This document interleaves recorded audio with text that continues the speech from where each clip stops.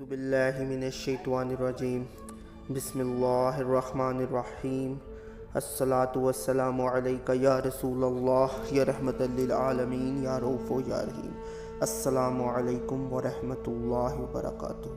तो जी दोस्तों, आज हम इसका पार्ट 2 पढ़ेंगे। कल हमने पार्ट 1 पढ़ा था हज़रत हसन बसरी रहमतुल्लाह अलैह के हालात और मनाक़िब, और आज हम पढ़ेंगे पार्ट 2।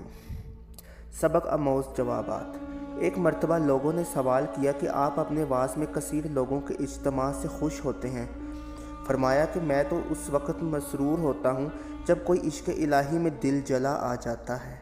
किसी ने सवाल किया कि इस्लाम क्या है और मुसलमान किसको कहते हैं। फरमाया कि किताब में है और मुसलमान। जब आपसे दीन के एहसास के मुतल्लिक़ सवाल किया गया तो फरमाया कि तक़वा दीन की एहसास है और लालच तक़वा को ज़ाया कर देता है। पूछा गया कि जन्नत अदन का क्या मफ़हूम है, इसमें कौन दाखिल होगा। फरमाया कि इसमें सोने के महलात हैं और सवाए नबी करीम सल्लल्लाहु अलैहि वसल्लम, सिद्दीक़ीन, शुहादा, आदिल, बादशाह और दीगर अंबिया कराम के कोई दाखिल नहीं हो सकता। सवाल किया गया क्या रूहानी तबीब किसी दूसरे का इलाज कर सकता है। फरमाया इस वक्त तक नहीं जब तक ख़ुद अपना इलाज ना कर ले, क्योंकि जो ख़ुद ही रास्ता भूला हुआ हो वो दूसरों की रहबरी कैसे कर सकता है।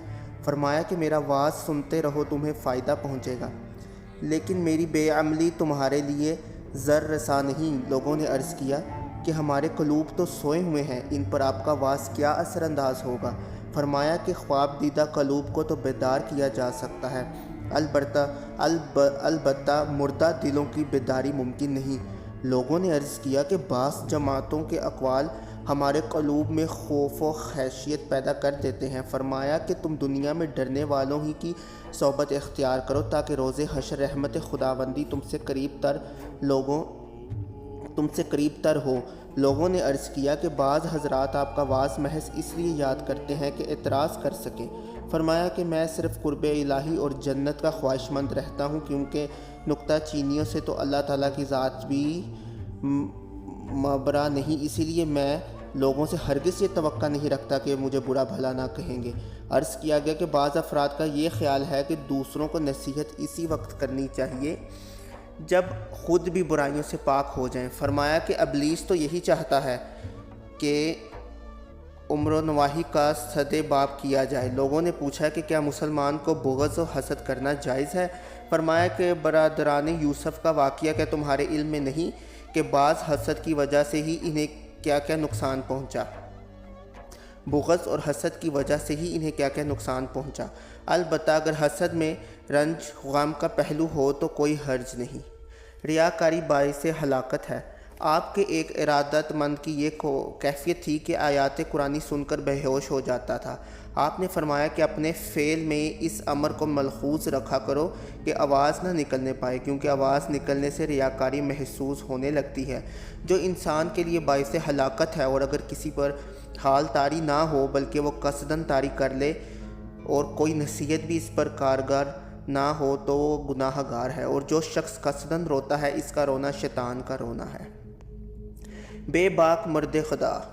एक मरतबा दौरान वाज हज्जाज बिन यूसुफ बरहाना शमशीर अपनी फ़ौज के हमरा वहाँ पहुँचा। इसी महफिल में एक बुज़ुर्ग ने अपने दिल में ये ख्याल किया कि आज हसन बसरी का इम्तिहान है कि वह तज़ीम के लिए खड़े होते हैं या वाज में मशगूल रहते हैं। चनाचा आपने हिजाज की आमद पर कोई तवज्जो नहीं की और अपने वाज में मशगूल रहे। चनाचा इस बुज़ुर्ग ने यह तस्लीम कर लिया कि वाकई आप अपनी खसलतों के एतबार से इसमें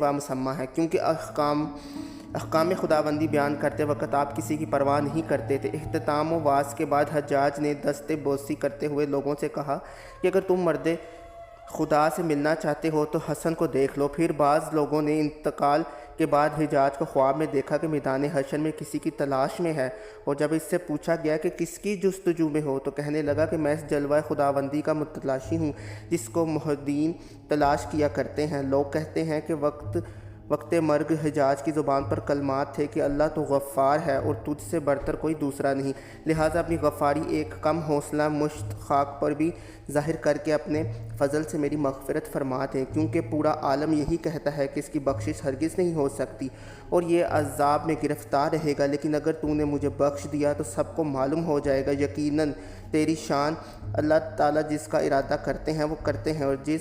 اور جب حسن بصری نے یہ واقعہ سنا تو فرمایا کہ یہ بد خصلت حصول آخرت بھی اپنی مرضی سے کرنا چاہتا ہے۔ یا حی یا قیوم۔